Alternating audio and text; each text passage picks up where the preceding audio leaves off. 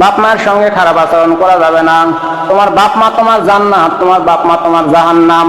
ইচ্ছা করলে আল্লাহ নবী এক হাদিসের মধ্যে বলেন, তার নাক ধুলা মলিন হোক, তার নাক ধুলা মলিন হোক, তার নাক ধুলা মলিন হোক, 3 বার। সে ধ্বংস হোক, সে ধ্বংস হোক, সে ধ্বংস হোক। কে ধ্বংস হবে?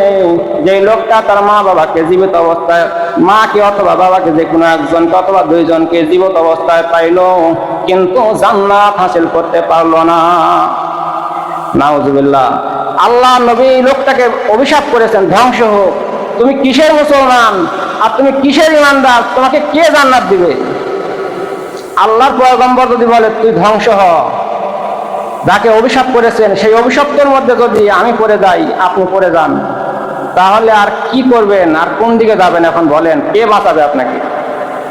সেই দিন বাঁচানোর মতন আর কে আছে যে আপনাদেরকে বাঁচাবে?